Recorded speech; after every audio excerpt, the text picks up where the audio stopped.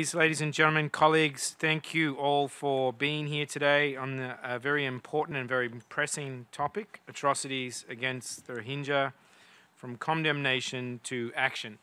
My name is Simon Adams from the Global Center for the Responsibility to Protect, and I'd like to acknowledge our co-host for this important event, the Permanent Mission of Bangladesh.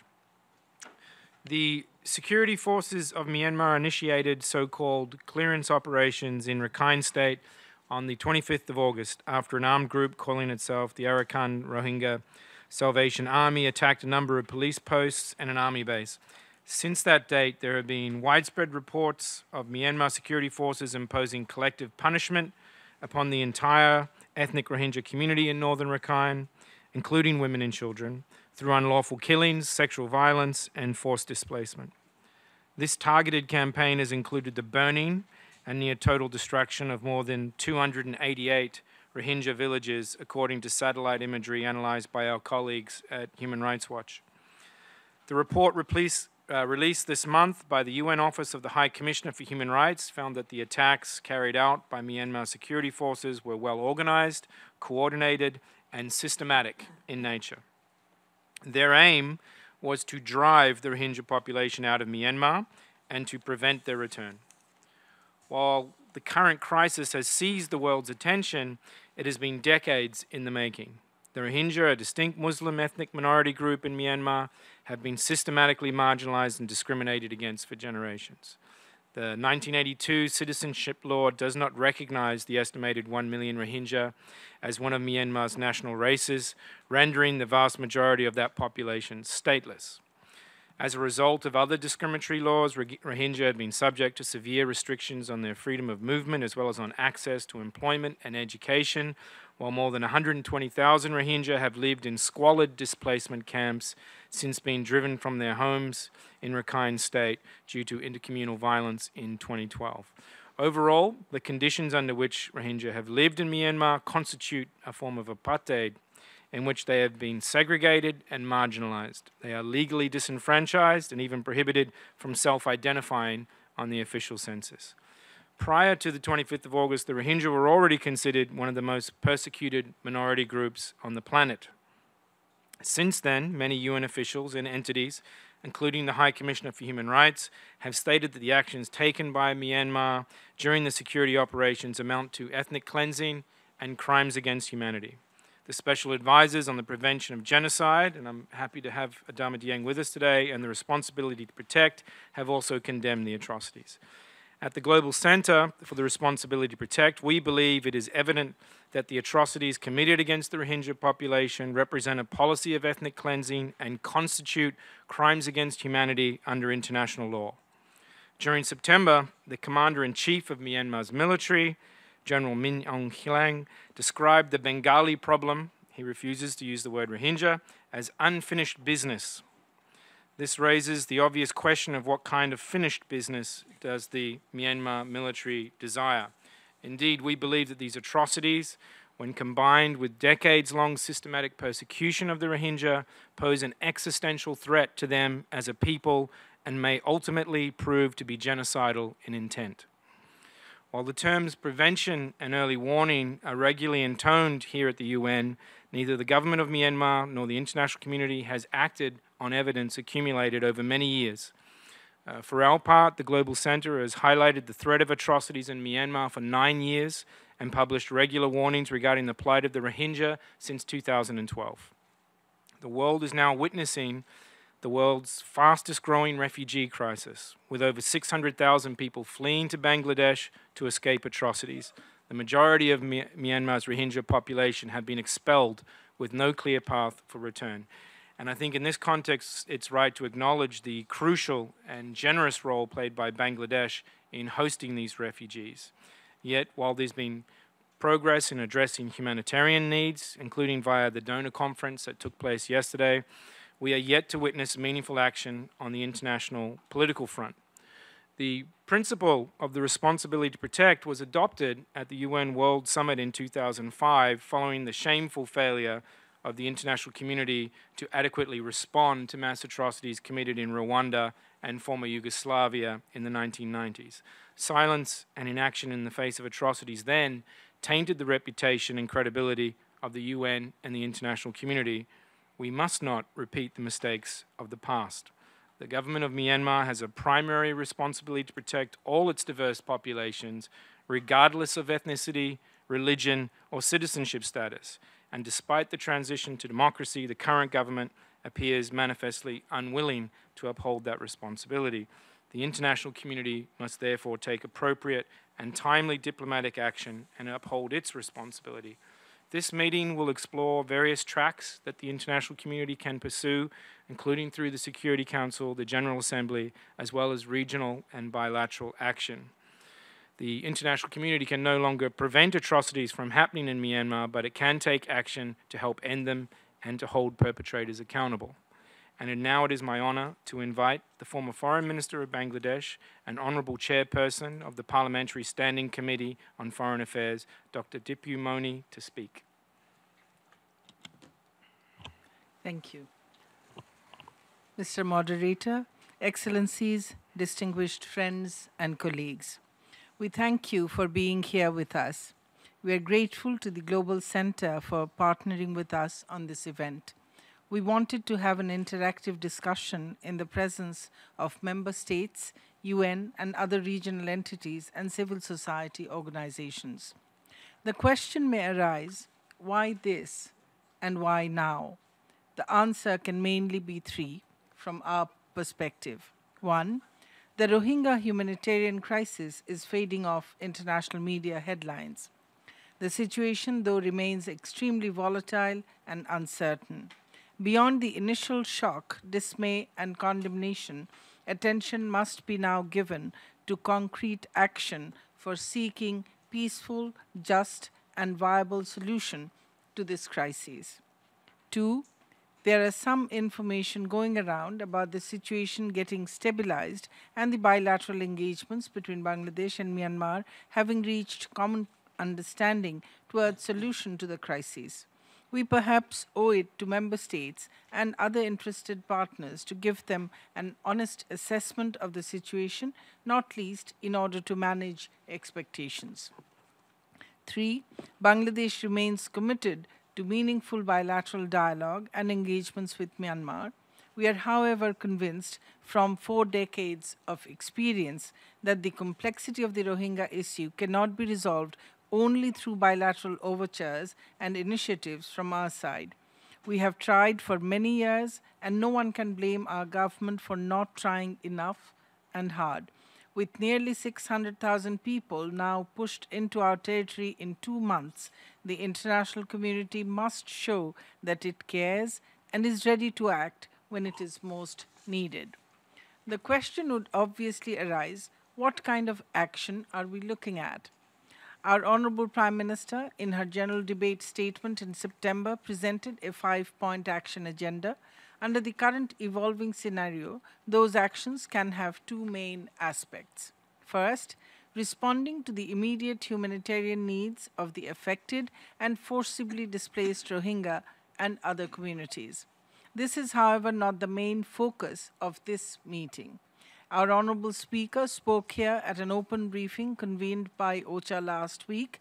Just yesterday in Geneva, a pledging conference was held where the international community offered $335 million against UN's call for $434 million for life-saving assistance till February next year.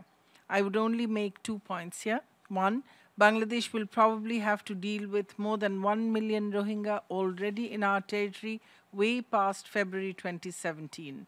In a densely populated border area with severe monsoon this year, we are making efforts to do as much as we can with our partners' help.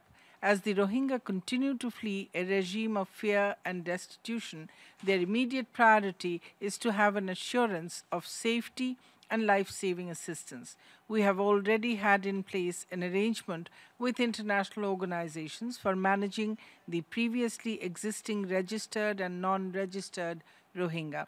We consider it advisable to continue with that arrangement for the primacy of institutional coordination and coherence. Interested partners are invited to plan and calibrate their work in line with that arrangement. 2. Hundreds of thousands of Rohingya continue to cross over to Bangladesh every day because they still live in fear and because they do not always have sufficient food, water, and medicines. There has reportedly been some opening for humanitarian assistance in northern Rakhine state, but it is a far cry from the unfettered humanitarian access that is needed. The concerned authorities in Myanmar may not have the capacity or readiness to provide the kind of life-saving assistance that is required for the remaining Rohingya not to feel compelled to leave.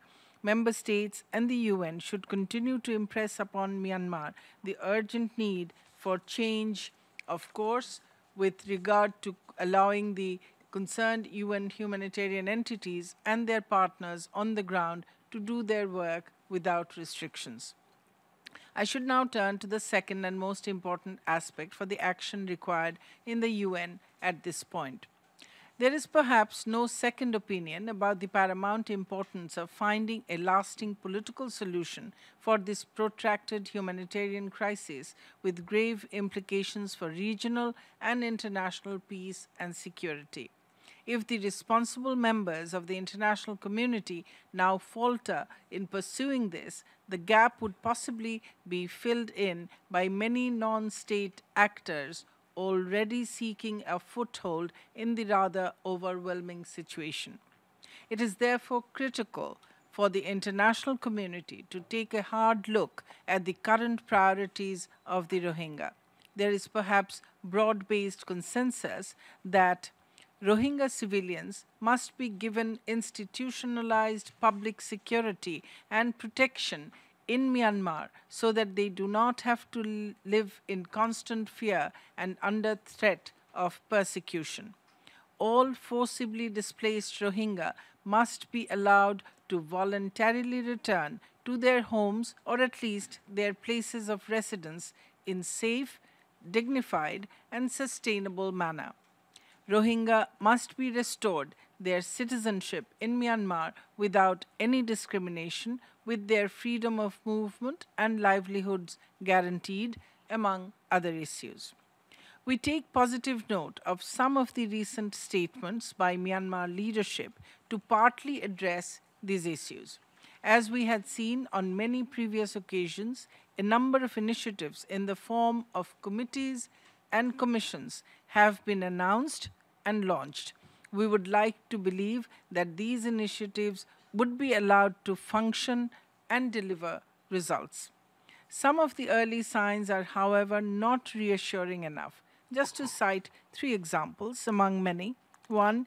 During the Myanmar Union Minister's official visit to Dhaka earlier this month, it was conveyed to us that the Myanmar authorities would be ready to consider the possible return of only those that had crossed over to Bangladesh since 25 August. The fate of the nearly 400,000 from previous influxes would then continue to remain in a limbo. 2. During the same visit, there was an understanding reached between our two sides that a joint working group would be constituted in order to facilitate the repatriation of those forcibly displaced into Bangladesh. We had then shared a draft set of modalities to be bilaterally agreed for the joint working group to be constituted and to start functioning. Our two sides are still having discussions on this. 3. The mandated scope of work for the Union Enterprise Mechanism for Humanitarian Assistance, Resettlement and Development in Rakhine, recently established by Myanmar, dwells primarily on humanitarian assistance and development issues, and perhaps knowingly omits the issue of facilitating repatriation of displaced Myanmar residents from Bangladesh. Under these circumstances, we envisage and underscore the following possible set of actions through the UN intergovernmental process. 1.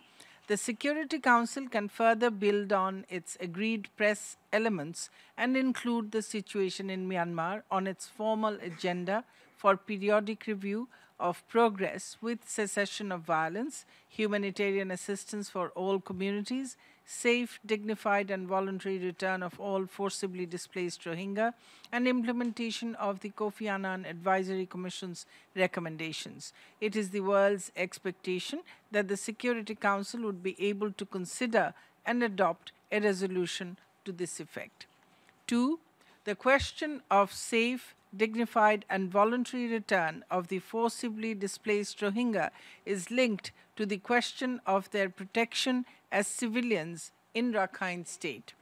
The state has the primary responsibility to guarantee such protection, and hence our suggestion for creating safe zones inside Myanmar to restore trust and confidence among the Rohingya. The Security Council does have a role to monitor and ensure that the state demonstrates the ability and willingness to fulfill the responsibility to protect its civilians. 3. The issue of accountability is fundamental to promote reconciliation and prevent recurrence of violence and persecution. The Security Council, as well as wider membership, must remain engaged with the Myanmar authorities to impress the need for such accountability. There must be some demonstrable action against impunity for at least 10 instances of breach of international law that we can identify in the present crisis. 4. The fact-finding mission mandated by the Human Rights Council continues to be denied access in Myanmar. A special session on Myanmar in the Human Rights Council can once again make a case for promoting and protecting the human rights and fundamental freedoms of the Rohingya for a peaceful, just, and lasting solution to their unremitting plight. 5. The Secretary General needs hands-on, sustained support to stay engaged with the situation in Myanmar, especially in Rakhine State. The General Assembly can help strengthen his hands by creating a position of a special envoy as proposed in the draft OIC resolution under the Third Committee. The Rohingya crisis can be a real test for the member states and the UN to work towards the comprehensive goal of sustaining peace in Rakhine State. 6.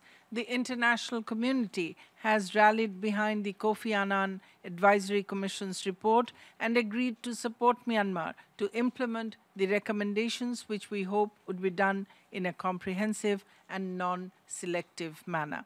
The Commission report provides a roadmap for addressing the root causes of the Rohingya crisis, including the overriding need for reviewing the 1982 Citizenship Act in Myanmar. There perhaps needs to be a coalition of UN member states to help monitor and support efforts in this regard. Among other institutional mechanisms, the Peace Building Fund's experience of working in Myanmar could be further used for this purpose. This is only an indicative list of possible actions, and all of them doable without even the need for stretching consensus. The Rohingya crisis this time round has been unprecedented, and it does deserve unified, well-calibrated, timely response by the UN. The time for seeking small openings in Myanmar and then adopting a kind of appeasement strategy can no longer be the answer. Let me make it very clear. The Rohingya can no longer remain a bilateral issue between Myanmar and Bangladesh. In our foreign policy engagements, we do mark a number of outstanding issues with our neighbors and others as preserves of bilateral engagements. But the Rohingya crisis has reached such a proportion that we are now telling the world that we need you to accompany us for our bilateral contacts and engagements with Myanmar to sustain momentum. I give you one example. We have been persevering with Myanmar to conclude some border and security cooperation arrangements over the last many years. These arrangements have finally been concluded during our Home Minister's current visit to Myanmar under international spotlight.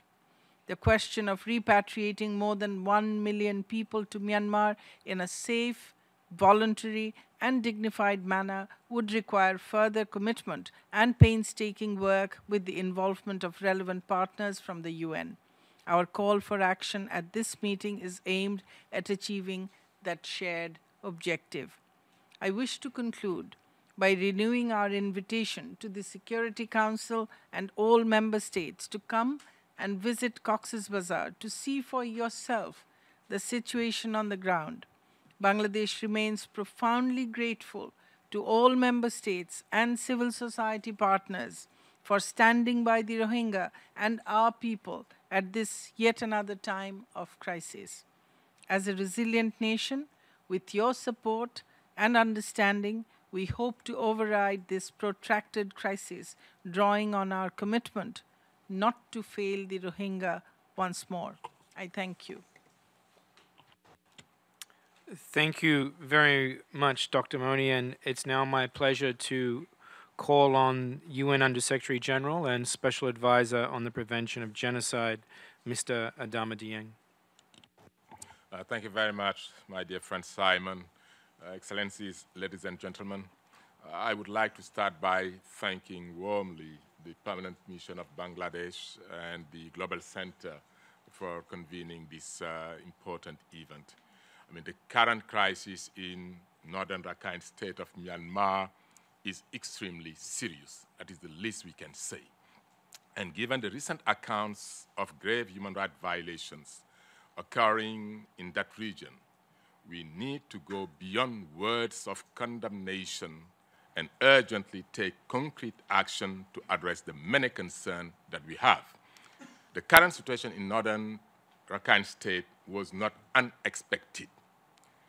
The very deeply rooted and long-standing discriminatory practices and policies against the Rohingya Muslim population, the failure to stop acts of violence against them, and the failure to put in place conditions that would support the peaceful coexistence of different communities in Rakhine State were just some of the ingredients that warned it of a major crisis on the horizon and provided fertile ground for the start of an armed insurgency.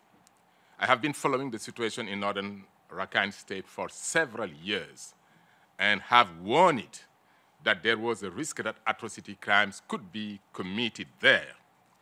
Many thought that this was not a situation that should merit my attention because, as I was told, there is no genocide taking place. We are again in a situation where we should have done more to respond to early warning signs.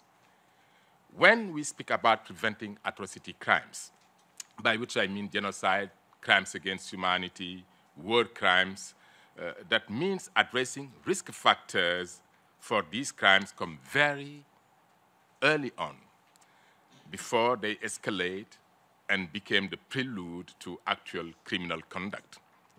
The current crisis is the result of failures, primarily failure of the government of Myanmar to meet its obligation under international law and its primary responsibility to protect the population from atrocity crimes.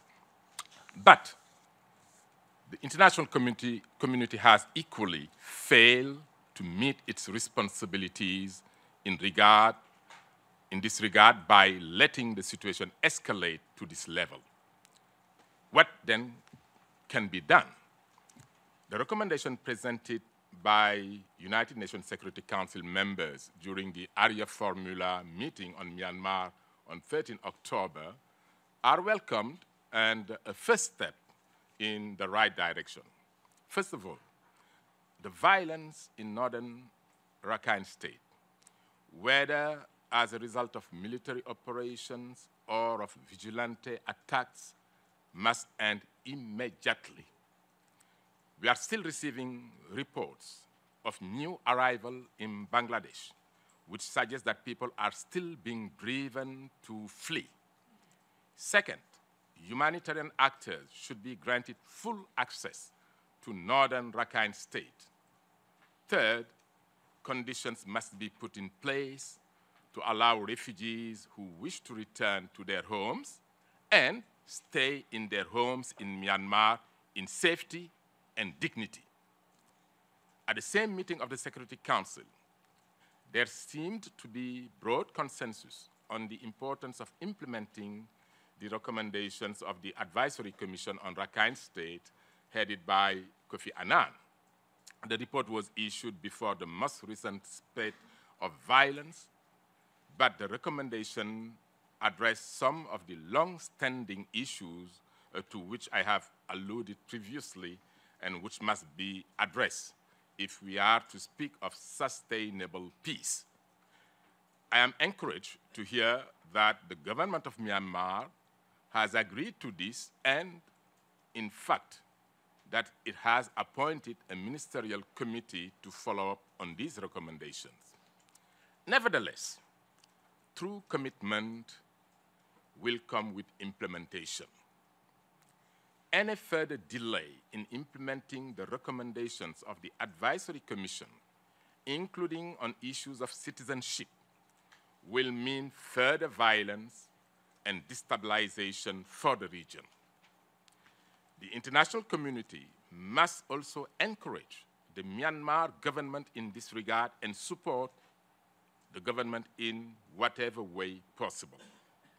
I would also like to highlight the importance of the government of Myanmar allowing the Human Rights Council mandated independent international fact-finding mission access to northern Rakhine State to ascertain the veracity of the most recent events. The accounts of the attacks that we have received since 25th August and before that are outrageous, and those responsible must be held accountable, whatever their status. However, I would like to add something that I consider of utmost importance to bringing peace and stability in Myanmar. It is not enough to bring the persecution of the Rohingya to an end. What will be key to future peace and stability in Myanmar will be the establishment of a national identity that all populations of the country, including those that identify themselves as Rohingya, feel a part of. The Rohingya are one of the Myanmar's populations, regardless of their origins or the timing of their arrival in the country. Ultimately, the Myanmar government will have to find a way to glue together its many ethnic and religious identities in a way that brings all those in its society to respect one another and allows all of them to enjoy their fundamental rights. I have spoken before about the example of Nelson Mandela. He understood the healing power of group identity very well. He used national identity to help unite a society profoundly divided by the racial segregation imposed during the apartheid regime in South Africa. Despite criticism from his own quote-unquote people, Mandela stood firm in his resolve that his presidency should be one of reconciliation and healing rather than of hatred and a return to civil war. In South Africa, if Mandela had not acted to address both the fears of the white minority as well as the grievances of the black majority, uniting all under their national identity as South African, the country could have quickly descended into a full-scale racial and bloody civil war, which all predicted would happen. He may well have averted a genocide. However, history has shown that identity can also be used for the opposite purpose. In many places and conflicts around the world, identity has been manipulated to feed ideologies, attain or consolidate power, or respond to real or perceived threats, and so justify violent attacks that may amount to international crimes. In Myanmar, extreme Buddhist nationalist positions and the use of hate speech and incitement to violence are on the rise. Anti-Muslim sentiments deepened after the recent attacks by a new Rohingya militant group. At the same time, militants and transnational jihadist groups are trying to take advantage of the situation, which could bring further instability to Myanmar and in the region. The deterioration of the situation is making any set of solutions more complex and difficult to achieve. Myanmar's leadership must gain control over the narrative of the future of the nation. It must be able to build pride in its diversity and address the concerns of the different communities in a way that they all feel taken care of. The transition to democracy is a golden opportunity to bring all populations together, with all working towards peace and development. No community, including those that do not share the same religious or ethnic identity, must be excluded. It is the responsibility and the obligations of the government of Myanmar to unite its people and build a peaceful and inclusive society. And it is also our responsibility as international community to support that process in a principled way. I thank you. Thank you very much, Under-Secretary General, for those very passionate and insightful comments. And I'm now pleased to call on the Permanent Observer of the Organization of Islamic Cooperation, His Excellency Ambassador Akshin Medvedev. Thank you, Mr. Chairman, Madam Minister, Excellencies, ladies and gentlemen. Allow me at the beginning to thank the Global Center and the Permanent Mission of Bangladesh to the United Nations for organizing this important and timely event. The renewed outbreak of violence and the indiscriminate use of force against the Rohingya Muslim community in Rakhine State, which has led to miserable situation affecting a huge number of civilians across the region, is a source of serious concern for the OIC and is contrary to international law. The situation has affected more than 600,000 people who have been forcibly displaced to Bangladesh, in addition to the burning of their houses and places of worship. The Rohingya minority continue to suffer and endure serious violations of their rights. The Organization of Islamic Cooperation condemns the renewed outbreak of violence affecting the Rohingya minority and the systematic and organized destruction of many villages and homes by vigilante groups.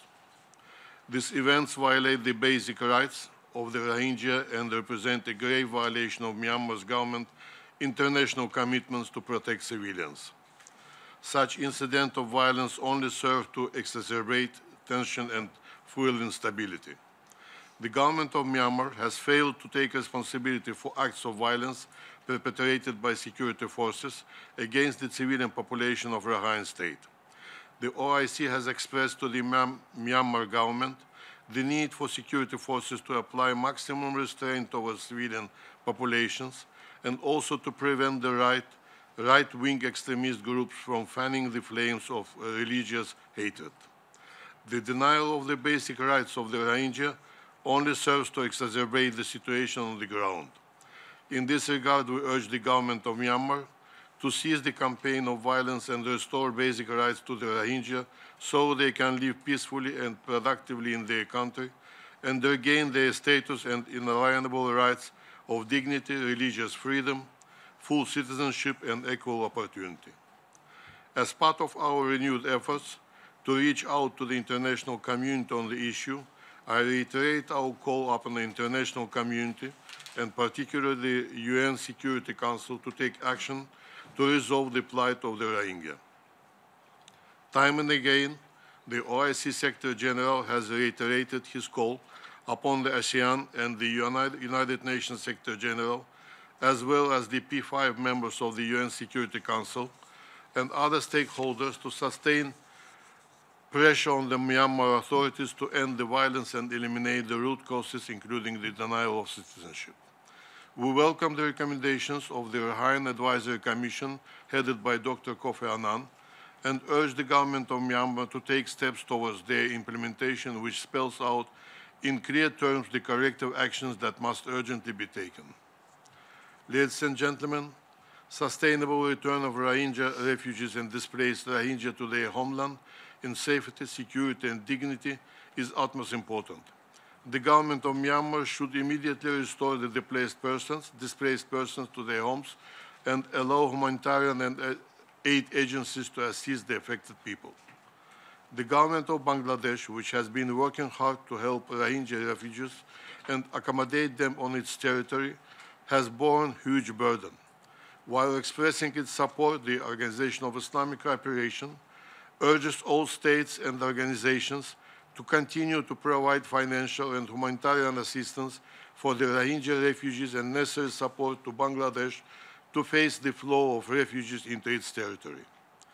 I must also express appreciation to those states and organizations that have provided financial and humanitarian assistance for the Rohingya refugees in Bangladesh and encourage all others to continue to support these crucial humanitarian aid efforts. We believe that it is imperative that all the states and international and regional organizations explore all available ways and means to bring an end to the crisis facing in Rohingya. The OIC General Secretariat remained actively engaged on the issue. It convened 2 summit and ministerial level meetings on 10th and 19th September in Astana and New York accordingly. The OIC is determined to continue working with the international community to reach a lasting and durable settlement and address the humanitarian crisis. Thank you. Thank you very much, Ambassador, and I'd like to thank all the panelists and now open the floor to member states, members of the Secretariat, and civil society representatives. And I also want to acknowledge the presence of the SRSG for sexual violence in armed conflict, who's here with us today as well. I now open the floor, and I call, first of all, on the Ambassador Cizon from the US. Thank you, Dr. Adams, distinguished panelists, colleagues. As we are all too well aware, thousands of individuals continue to cross the border from Burma into Bangladesh, as the Undersecretary General has just noted.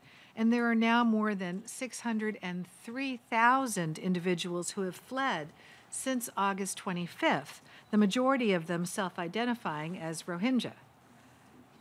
Now, today is UN Day. Many of us attended a touching ceremony here at the UN at 8 o'clock this morning. And 72 years ago, when we adopted the UN Charter to form this body, we reaffirmed our faith in the dignity and worth of the human person. That's a direct quote from the preamble of the Charter. The dignity and worth of the human person.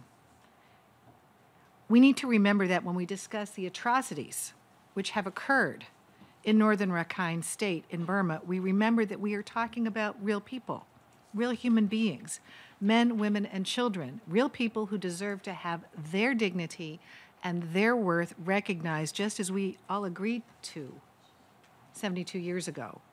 Real people who have gone through unimaginable traumas from which it will be very difficult for them to recover. Witnessing the killing of children, witnessing or being subjected to rape, torture. Their struggle has been and continues to be very, very real. It is for those people and in recognition of their suffering that we are here today. We welcome the statements of the government of Burma in recent weeks, and we sincerely hope those words will transform into real action.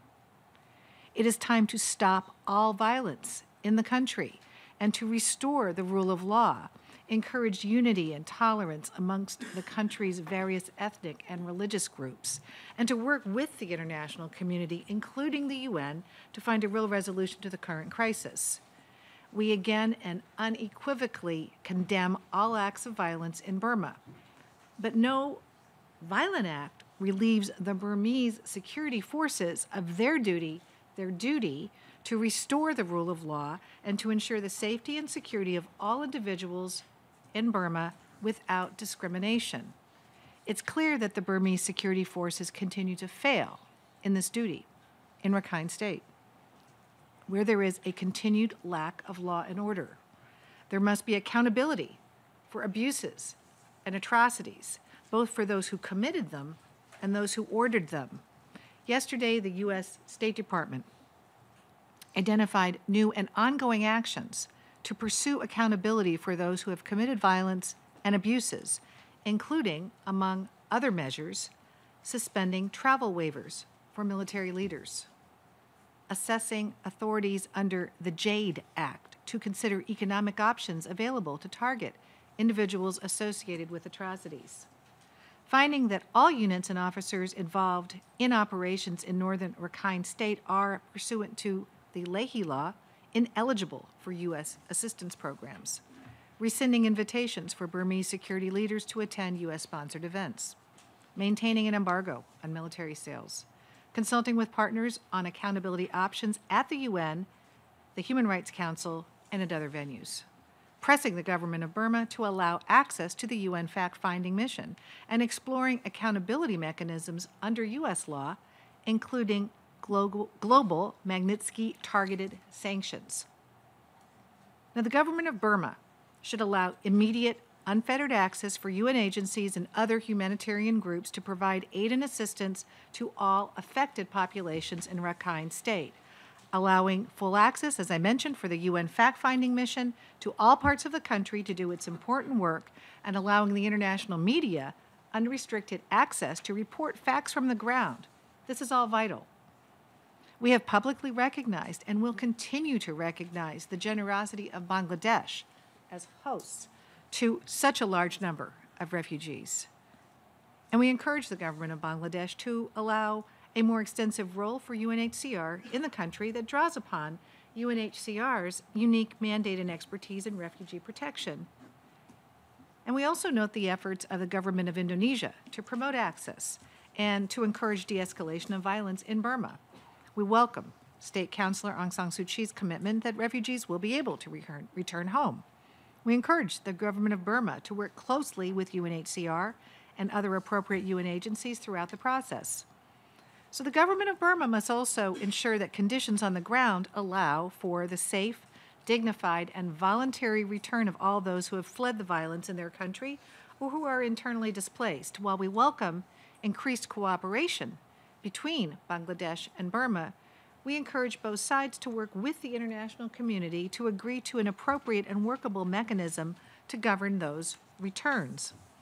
Finally, while our immediate efforts must focus on this humanitarian and human rights crisis, failure to address the long-term causes of instability in Rakhine, deep-rooted discrimination, and economic deprivation will only result in a replay of this tragedy we fear in the future. It is thus crucial that we support Burma in implementing the recommendations of the Rakhine Advisory Commission, led by former UN Secretary General Kofi Annan, to address underdevelopment, shortcomings in services, access to justice, and a citizenship process for all people in Rakhine State. Thank you, and we thank Ambassador Momen and the permanent mission of Bangladesh for organizing this important and very timely side event this afternoon. Thank you. Thank you, Simon. Thank you very much, the Ambassador of the United States, and I now call on the representative of France.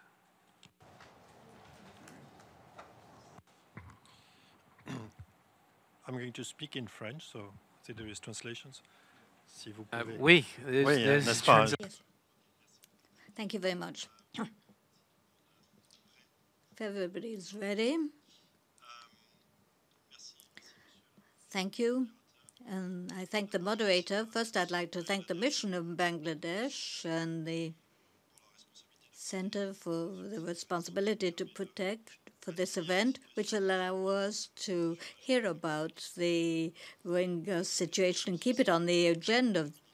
And I also thank the minister from Bangladesh, Mrs. Dipo Mune, and through her welcome the considerable efforts which have been made by Bangladesh to welcome more than 1 million refugees, Rohingya refugees, and I wish to assure her of the support of France in their effort of solidarity. I'd also like to thank Mr. Bernard Yang for the remarkable work he has done and his commitment to the situation in Myanmar, which is of primary importance.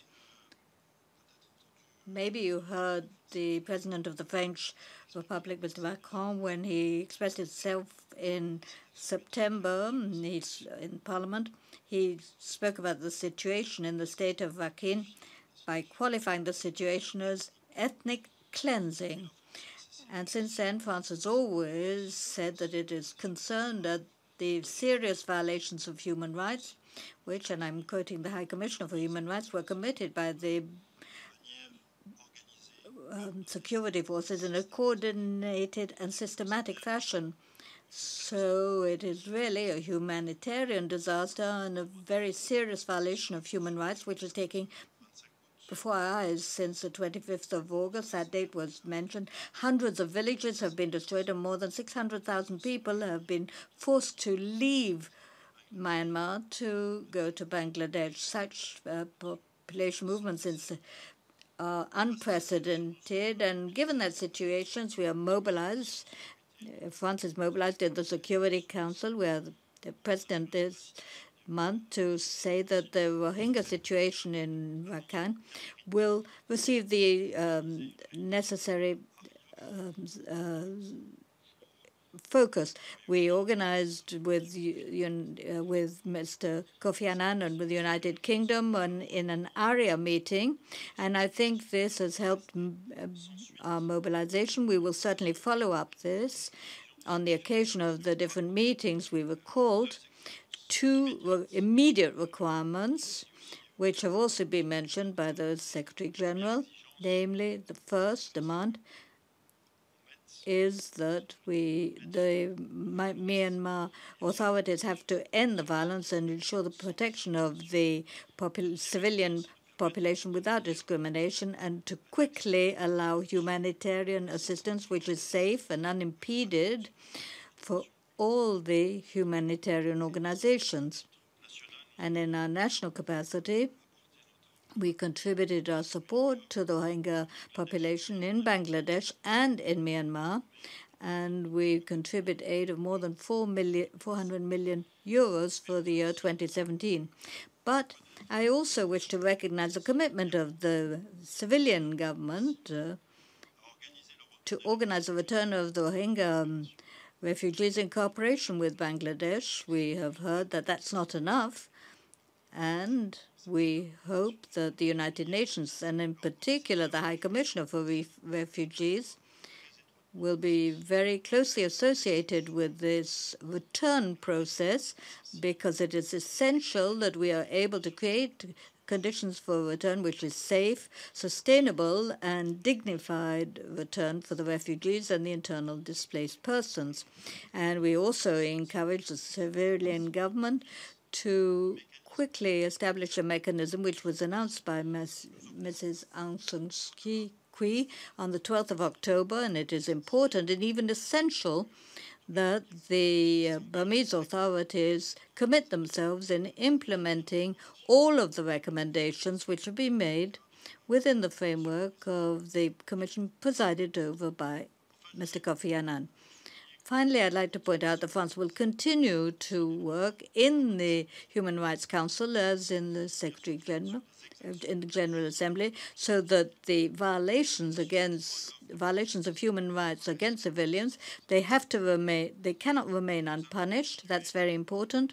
And we're going to continue in the Security Council to work with our partners in the Council to act and put an end to this negative spiral and define the path for a peaceful and political result.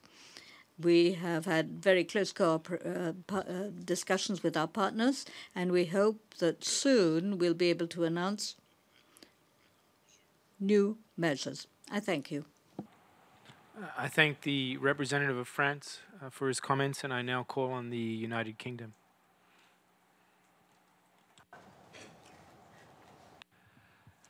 Well, thank you very much. And my thanks, first of all, to the Mission of Bangladesh and to the Global Centre for organising today's meeting. We think it's particularly timely and important. I'd also like to thank Special Advisor Jeng for your remarks and for your very clear call to action on the Security Council. The first thing I want to say is that we agree wholeheartedly that this must be a top priority issue for the whole international community, and in particular for the Security Council and also for ASEAN. The United Kingdom continues to be appalled by the violence in Rakhine State. This started, of course, with the attacks by ARSA on the 25th of August, and it was followed by a clearly disproportionate response from the Burmese security forces, leaving countless dead and over 500,000 people homeless. I've picked up the calls from several speakers for greater Security Council engagement on this issue. I would say that in the various different meetings that the Security Council has held, whether it be the ARIA hosted by France and the United Kingdom last week, or the meeting in the Open Chamber, or the several private meetings that the Security Council has held, there are at least 5 points around which there is a strong level of agreement in the Security Council. Michel and Antoine have mentioned them, but let me just quickly recap. I think first, there's a strong level of agreement around the need for an immediate end to the violence. We've seen the fact that in the last 2 weeks, I think over 40,000 people have continued to flee, and that certainly suggests that they're fleeing from something, so the violence is still ongoing, so the violence clearly hasn't ended. Second, we need the government of Burma, as Michel said, to allow full humanitarian access to Rakhine State. Third, I think there's lots of agreement in the Security Council and beyond about the need for safe and voluntary return of refugees. We would certainly support and encourage Burma and Bangladesh to agree on a process to allow this to happen. But a crucial part of this, obviously, is ensuring that Rakhine itself is safe enough to attract people home. So that clearly is a precondition for safe and voluntary return of refugees. And then the fourth point around which there's a lot of agreement is on the need for accountability. And on this, we think that access for the fact-finding mission is certainly a crucial first step in this regard, but we will need to follow that up with further measures. And then fifth and finally, I think as the ARIA last week showed, it's absolutely essential now that we see the implementation of the recommendations from the Rakhine Advisory Commission. We certainly welcome the appointment of a Burmese minister to lead implementation of these recommendations, but as others have already said, the real test is whether the actions will now meet the words. And then the final point I wanted to make is that in the longer term, we believe that we must all continue to support the process of democratic transition in Burma. We've seen with some horror the results of the Burmese military's conduct in recent weeks, and this has only reinforced our belief in the importance of strengthening civilian control in Burma, and we hope that others in the international community can continue to support Burma's democratic transition. Thank you. Thank you very much for those comments, and I now call upon the European Union. Thank you very much, Mr. Chair, and our thanks also to the organisers of this event, the Global Centre for the Responsibility to Protect and the Mission of Bangladesh. Just to add our voice to those who have expressed deep concern about the plight of the Rohingyas and the events that have driven their exodus from Rakhine State. As you may have seen, the EU adopted Council conclusions on the 16th of October, which were agreed by all 28 foreign ministers, and which set out the EU's priorities for addressing the situation in the political, diplomatic and humanitarian spheres. The EU also co-hosted with Kuwait the pledging conference in Geneva yesterday in cooperation with IOM, UNHCR and OCHA, and we're pleased that the event resulted in pledges of over $344 million to boost the delivery of critical humanitarian assistance to the refugees and host communities in Bangladesh. From our side, the EU pledged an additional 30 million euros, but in total with our member states, I think around half of what was pledged came from the EU and its member states.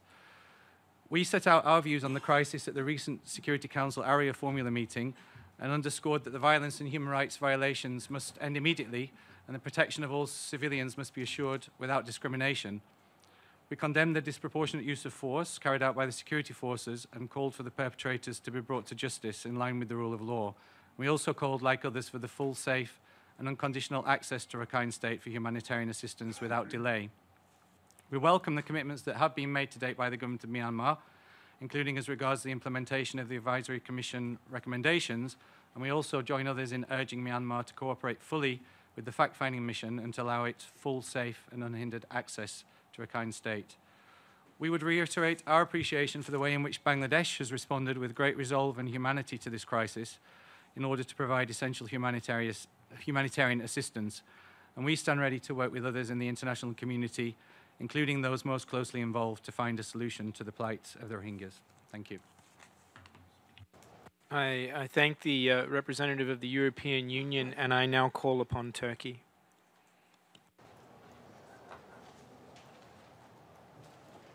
Thank you, Mr. Moderator.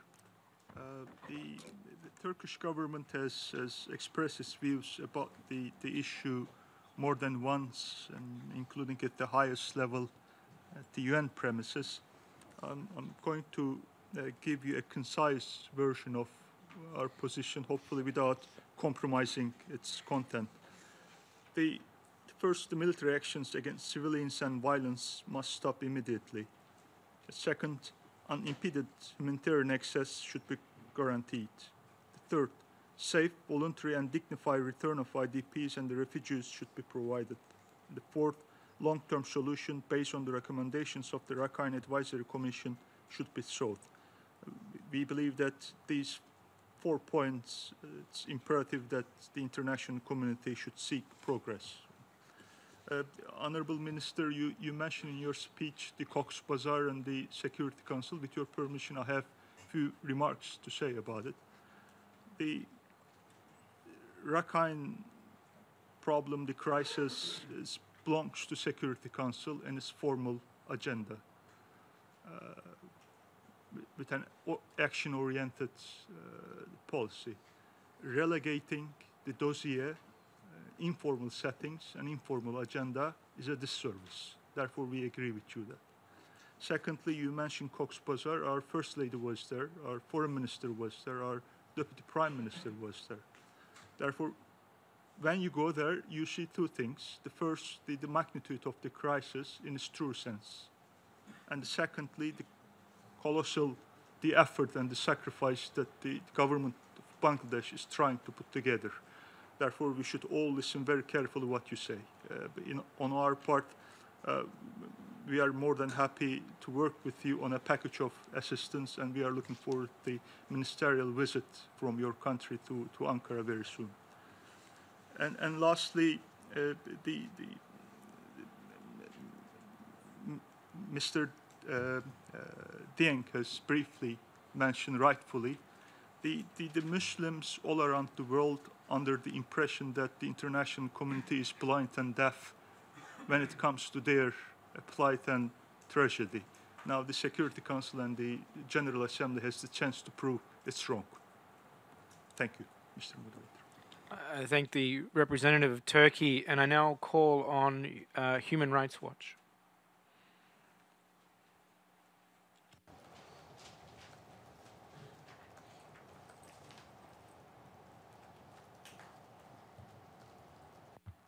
Undersecretary General Dieng, Excellencies and esteemed guests, thank you to the Permanent Mission of Bangladesh and to the Global Center for the Responsibility to Protect for convening this timely event.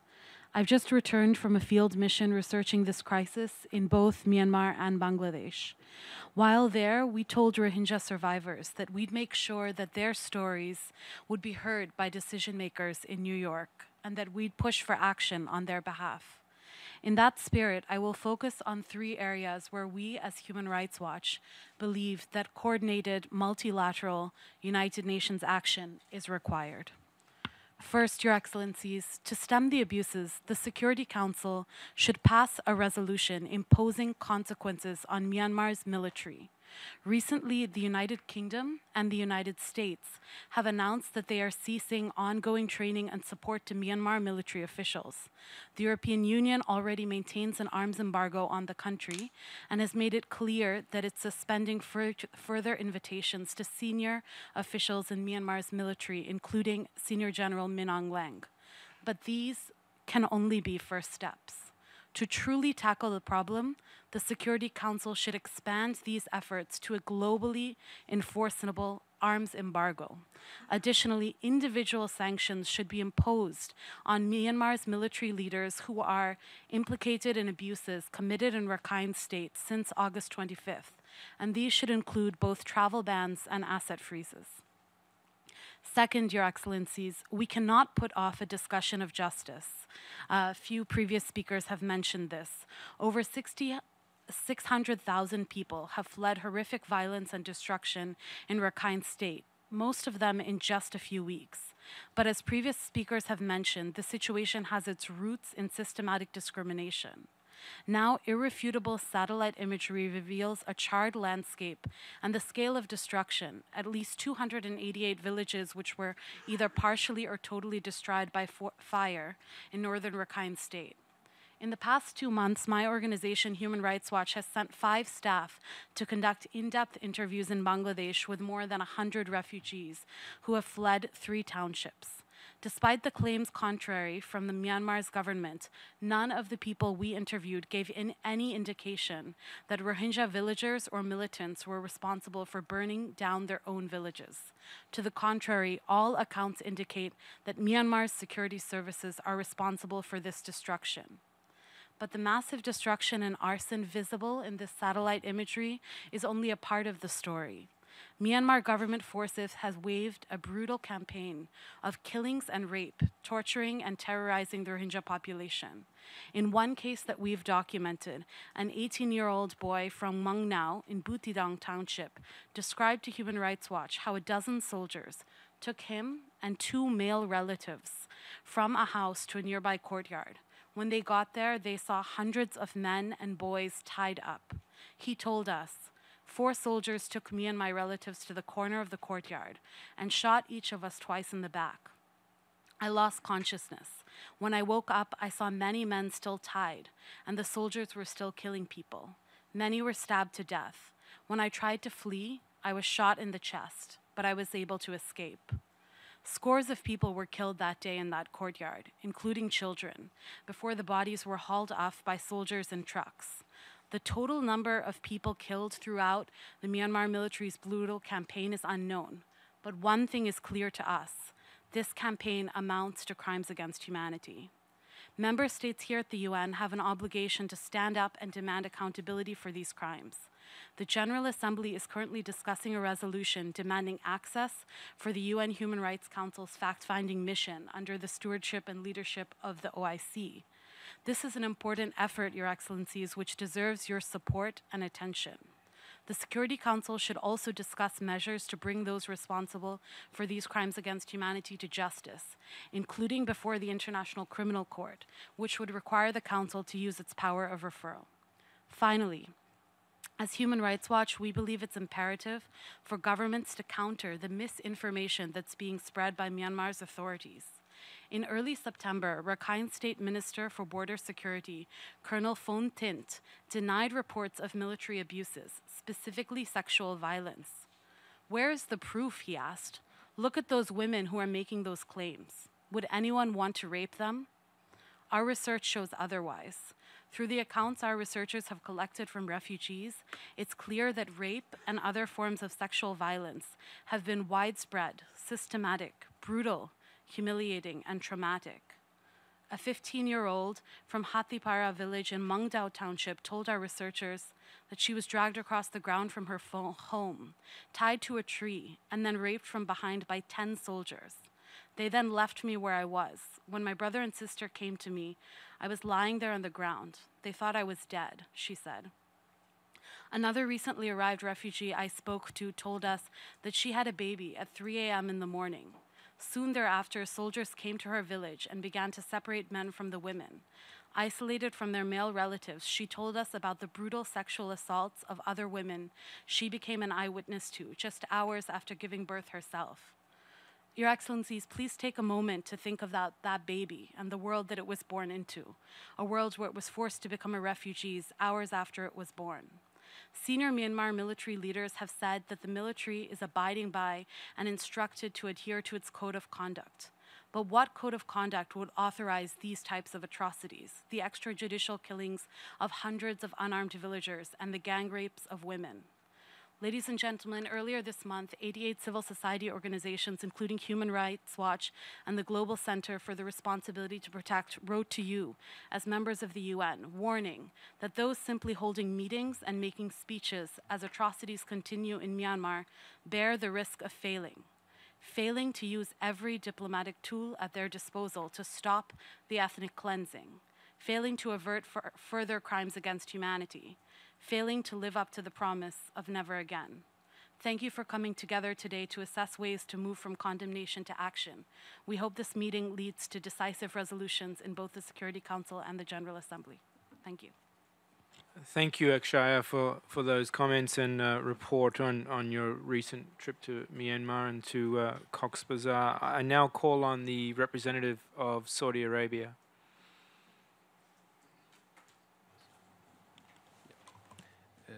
Thank you, Mr. Moderator. First of all, I would like to thank the mission of Bangladesh and the Global Center for organizing the important event.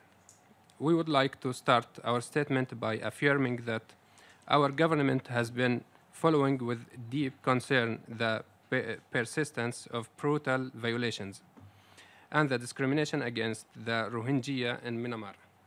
Since 1992, at least 1 million Rohingya Muslims have been subjected to government abuses and acts of violence and ethnic cleansing by Myanmar's army and security forces, where many of them were women and children. Many Rohingya Muslims are living in camps for displaced persons, and they are denied their citizenship rights. My country made a lot of efforts to put an end to this human tragedy inflicting Rohingya Muslims in Myanmar. And our kingdom was one of the first countries that supported their case in the international arena. My country also hosted many Rohingya Muslims since 1948, and their number now is exceeding 300,000. Which makes the Kingdom of Saudi Arabia the second country that hosts the largest number of Rohingya Muslims after Bangladesh. In addition to that, my country was considered one of the first states that intervened humanly in the Rohingya crisis through King Salman Humanitarian Aid and Relief Center, and sent more than 100 tons of aid to Rohingya in Bangladesh in cooperation with the international organizations for migration, and provided approximately $66 million aid to the Rohingya Muslims over the past 10 years, and pledged to pay $20 million to Rohingya refugees.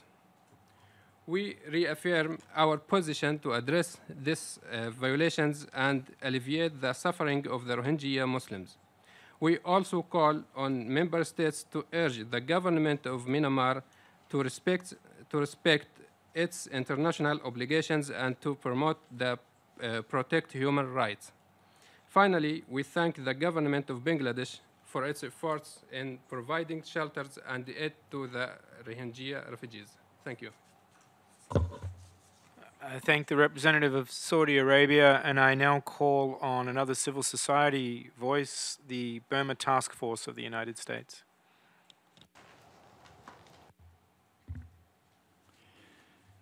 Distinguished guests, On behalf of its member organizations and Rohingya partners, Burma Task Force warmly thanks the government of Bangladesh for accepting so many Rohingya refugees during this crisis, as well as in previous emergencies. At the same time, we hope that going forward, charities, UN, and other humanitarian agencies will face a minimum of obstacles in registering refugees and providing food, medicine, and education in the camps. Some of our colleagues are providing relief now, and we know that working in partnership is a key to addressing short and longer-term needs. As you know well, refugees include a high percentage of women and children, as well as survivors of atrocity crimes, mass rape, and trafficking. We respectfully request that all Rohingya migrants in Bangladesh be categorized as refugees and be allowed to register to receive assistance, access to education, and work. Refugees are not just a challenge or a financial burden, but an opportunity to invest in the future of these persecuted people. The United States was founded by groups like this, seeking religious freedom. Migrants can be very motivated workers and an asset to any society, but the international community must be a reliable partner in providing humanitarian assistance. Regarding root causes of this disaster, Bangladesh Foreign Minister Mahmoud Ali has stated the long persecution and deliberate displacement of the Rohingya is a genocide. Today, Senator Bob Corker, who co-chairs the Senate Foreign Relations Committee in the U.S. Congress, agreed. Other leaders framed the situation as mass atrocity or as ethnic cleansing. In any case, we surely agree that the responsibility to protect should obligate the international community to act to stop the attacks. And yet, in the UN Security Council, all talk and no action is the order of the day. This is not a time for whispering. Moreover, the EU and the US have taken incremental steps, but it's insufficient and just a beginning. We'll wait to see what action ASEAN will take and what will happen in the Third Committee. But meanwhile, quite a few allies continue to sell arms to the Myanmar military. A final word on repatriation. We understand the Myanmar government claims that the same military that is burning hundreds of Rohingya villages will now lead the repatriation program in Rakhine State. Government spokesmen also state that Rohingya will be resettled in IDP camps, not in their home villages and ancestral lands. Burma Task Force is alarmed that UN agencies are even considering assisting such a plan. The government of Myanmar is lost in its own propaganda campaigns and, if not convinced, must be compelled to stop the genocide with safe zones, as the government of Bangladesh has suggested, and peacekeepers with a mandate to defend and protect. We offer to you our recent white paper on the complex subject of safe zones and hope it can be a modest help. Thank you. I thank the representative of the Burma Task Force, and I now call upon Egypt. Thank you, and I would like to express my thanks and my country's thanks to the mission of Bangladesh, as well as the Center for the Responsibility to Protect, for organizing this timely side event. And we would like also to express our appreciation for the efforts undertaken by Bangladesh government to alleviate the sufferings of the Rohingya community. Until this very moment, more than 500,000 of Rohingya refugees and displaced persons have already fled their homes since 25 August due to systematic practice of killing, rape, burning, and racial oppression, as have been already mentioned by some briefers. It is indeed an unimaginable scenario that made several regional and international actors, as well as multilateral entities and the world's public opinion in general, consider such unprecedented deteriorating situation in Rakhine State as a classical example of ethnic cleansing. We believe that the international community at this critical stage has a moral obligation to fulfill towards the Rohingya community in Myanmar. Defending the inherent rights and legitimate needs of the Rohingya population is a matter of urgency indeed. This is precisely why we, Egypt, utilized our presence and membership in the Security Council at the moment, aiming at comprehensively addressing this international crisis with a general view to materialize the three main demands expressed by the Secretary General from the beginning of this crisis, as well as the international community at large. Plus, of course, the importance of enforcing and implementing the Advisory Commission report and recommendations headed by Kofi Annan. Accordingly, and building upon the latest collective efforts by the OIC with all relevant UN bodies, we share the joint responsibility to urge the government of Myanmar to fulfill the following points in our view. First point, while indeed condemning the terrorist attacks against the security forces of Myanmar on 25th of August, Myanmar must halt all acts of violence and discriminatory practices against Rohingya Muslims, as well as to eliminate the root causes, including the unprecedented denial of citizenship, and this is a very important issue. 2, to promptly start implementing the recommendations of the Kofi Annan Advisory Committee. 3, to take all necessary measures to restore peace and intercommunal harmony through interfaith dialogue and a comprehensive reconciliation process involving all segments of Myanmar society. 4, to take urgent measures for a sustainable return of Rohingya refugees and internally and externally displaced persons to their homeland, Rakhine State itself, in safety, security, dignity, and with ensured livelihood. 5, to prevent the further deterioration of the humanitarian situation in the Rakhine State and to ensure the right of each individual to live and move without fear and persecution based on their religion or ethnicity. 6, and final point, to ensure complete, immediate, unconditional, safe, and unhindered access of humanitarian assistance to civilian populations in Rakhine and IDPs camps. These points, and specifically the third point that I have just explained, were highlighted by the Grand Imam of Al-Azhar, Al-Sharif, in a televised statement last month, something that we don't really see frequently from His Highness Al-Azhar Al-Sharif, Grand Imam. And finally, of course, I also believe that the international community needs to act promptly in this regard in order to deal with this crisis without any further delay. Thank you so much. I thank the representative of Egypt for his comments, and I now call on Nonviolent Peace Force. Thank you. My name is Mel Duncan from Nonviolent Peace Force. We would first like to express our gratitude to the generosity of Bangladesh for assisting the refugees who are there, and believe that this is a concrete example of living a culture of peace and nonviolence as your mission has championed for over a decade. We have a small team in Cox's Bazar at this moment who today sat and talked with groups of women who recounted acts of grotesque violence as already described by my colleague from Human Rights Watch, and those were mainly at the hands of the military of Myanmar. They must be held accountable. In addition to the access for the fact-finding mission to Myanmar, the stories of the people in the refugee camps must also be taken into account.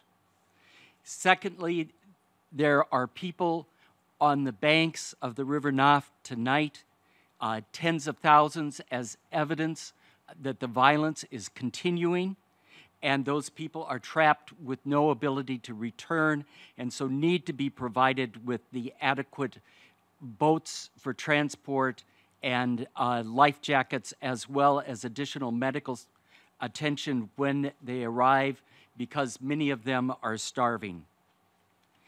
Thirdly, as a concrete expression of the international community accompanying the Rohingya people, Myanmar must not only allow unfettered access to humanitarians, but also to unarmed civilian protectors who could be there to provide an element of protection in the safe zones, and for those who are remaining in Myanmar, and for those who voluntarily choose to return. We have heard a lot over the last decade about early warning.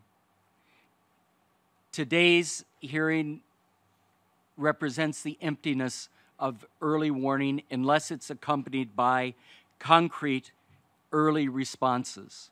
This is now the time for the UN and for civil society to demonstrate those concrete actions and to put reality around the talk of prevention, which is now a prevailing discourse here.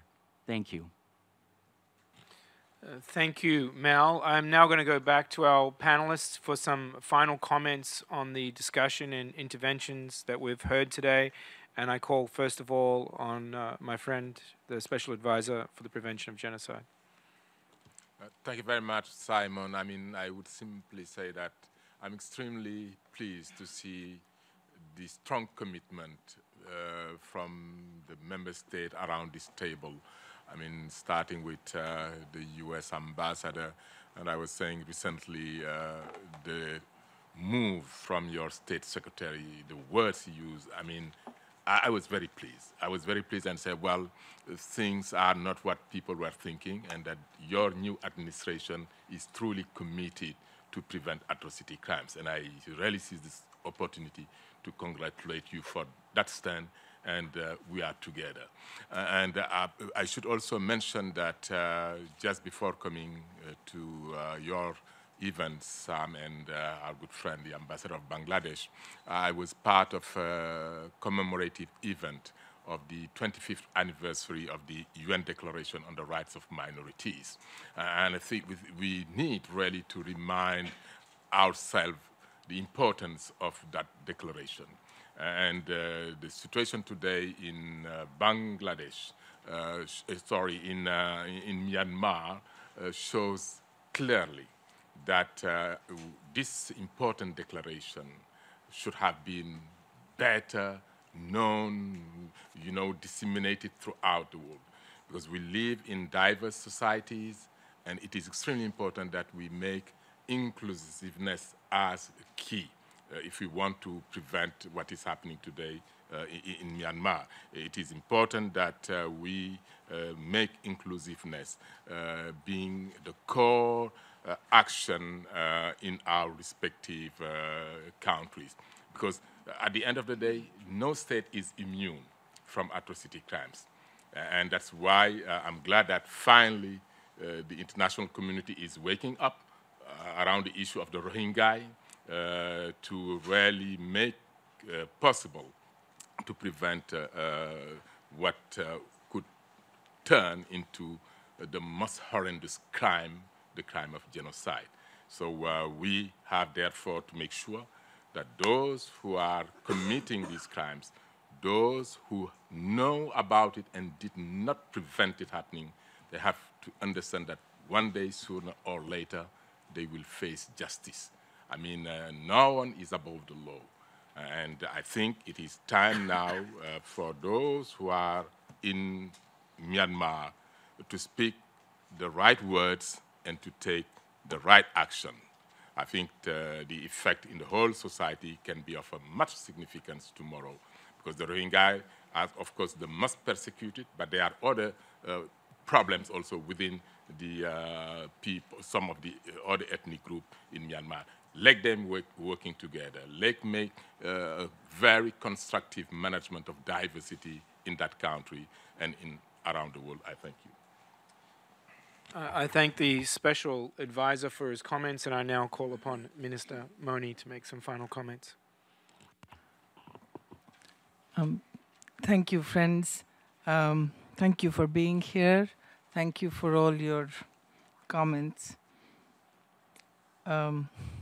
State Councillor's speech on the Union Enterprise Mechanism talked about the elements of what was going to happen and what we should expect. And we were all very encouraged around the world. 5 days later, when the official notification came out, the word repatriation went missing. While the regime is still talking about taking steps, and many of us are appreciating them for their promises to take action, violence goes on. Thousands are still fleeing. Given the experience of last 40 years, we know Myanmar regime's delaying tactics. In the UN and around the world, we have called the atrocities committed by the Myanmar authorities on the Rohingyas genocide, ethnic cleansing, crimes against humanity. We have talked now and in the past about taking action. We talked about accountability. We talked about never again. Now, please let us walk the talk. Thank you. I thank the Minister for her comments, and Excellencies, colleagues, at the risk of unnecessarily prolonging this gathering, I think the message from today's meeting is very clear. The world must uphold its responsibility to protect the Rohingya people. And I would add to that democracy and prosperity in Myanmar cannot be built on the bones of the Rohingya. My own organization joins those who have called for the Myanmar government to immediately end the violence, to allow the safe voluntary return of all Rohingya refugees, to fully implement the recommendations of the Rakhine Commission report, to cooperate with the Human Rights Council mandated fact-finding mission, and to hold all perpetrators of atrocities accountable. Further, we believe the UN Security Council should impose an arms embargo on Myanmar and targeted sanctions against those senior military officers with command responsibility for atrocities that are being committed in northern Rakhine. And we applaud those states who have suspended ties with the Myanmar military and urge all UN member states to do the same. Colleagues, friends, I thank our co-hosts, the mission of Bangladesh. I thank the panelists. I want to acknowledge also the translators for their work. And I thank you all for your attention and patience, and I declare this